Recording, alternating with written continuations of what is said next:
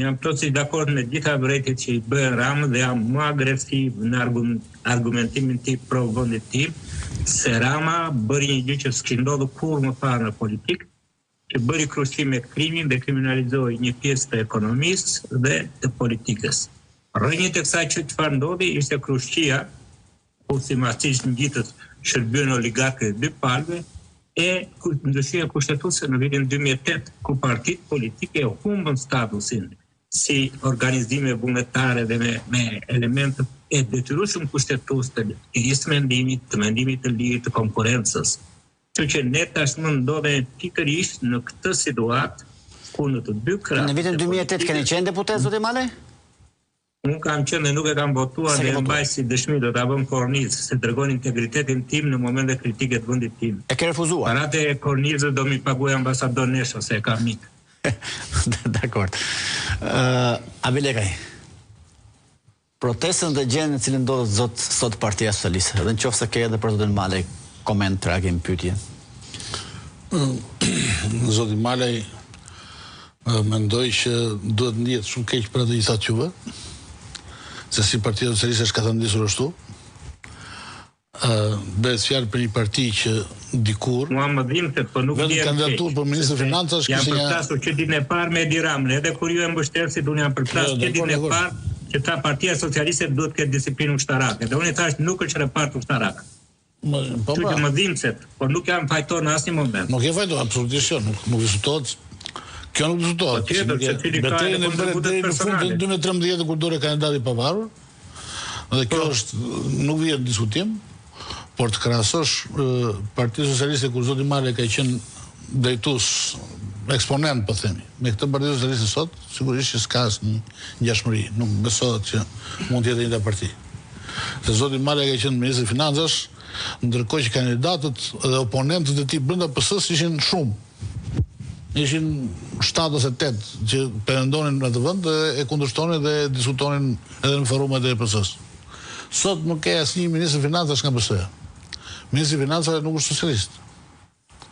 Është marrë nga një teknik, i vënë aty që tani po integrohet në Partinë Socialiste. Pra, e kuptoni që të dallimi. Dallimi është spikat në atë grup, spikat Zeqin Ere, Sara Mile, që ne tjerë deputetët e tjerë nësi njojë. Kryetari i Partisë Socialiste dhe kryeministri nuk është socialist, po të hym kësaj analize. Paktën u bë antar në 2003 se e bëri Musa Ulqini, po këta ishin fare derisa morën detyrë. U koptuar, bëri një parti. Direkt. Kështu që megjithatë të kthehemi tek ajo që është më e rëndësishme, tek protesta dhe tek investimi. Mendoj që në shumicën absolute është e vërtetë që shqiptarët nuk janë kundër investimit, mendoj unë.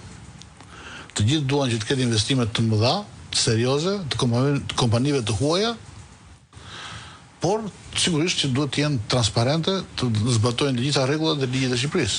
Kjo nuk diskutohet. Të mos vjedhin pronën publike, të mos vjedhin as pronën private të askujt.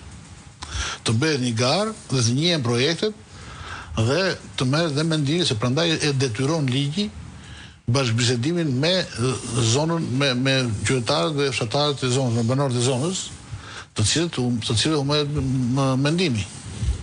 Të gjitha këto etapa nuk janë respektuar, pra nuk është respektuar ligji këtu në këtë rast. Nuk është problemi që a jemi ne kundër dikujt apo pro dikujt.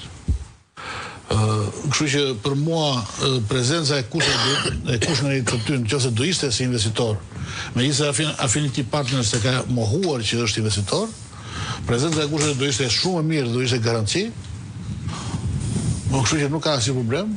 Por i vetë një problem është Edi Rama. Pse është Edi Rama? Ju kujtohet në vitin 2000.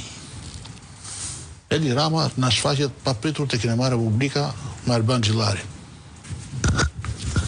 Do prishej Kinema Republika, po na japin lajmin e mirë që Kinema Republika, një nga 3 kinemat që kishte gjithsej Tirana, do prishej. Dhe në vend të saj do ndërtohej një pallat i cili në 2 katët e para do kishte 20 salla kinemaje që do plotësonte të gjitha nevojat e shqiptarëve për shkuar në kinema etj. I ka 20 salla, po janë call center. Aktualisht, ta kesh qartë. Çfarë kemi sot? Kemi 20 salla call center. Në mbani mend kur bëri ligjin Sinfonia, për kompaninë Sinfonia të Alabarit, që na tha që këtu do bëhet porti më i madh i Ballkanit. Edhe ajo simfoni është. Po shem. Kjo është Edi Rama. Edi Rama është njeriu që gjithmonë ka ngritur një mashtrim për të bërë batërdinë.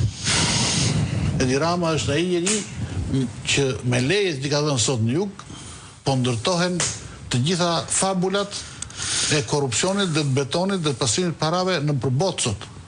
Pra, mjafton të bësh një xhiro me dron në jugun e Shqipërisë. Ndalojmë këtu se thua ja çfarë ndodh me paratë kur pasohen paratë drogës. Narkoturizëm apo narkoturizëm. Tema që duhet të përfshi zotin Malej si ish ministër si ekspert ekonomie dhe tani si ekspert si njohës i grupeve kriminale.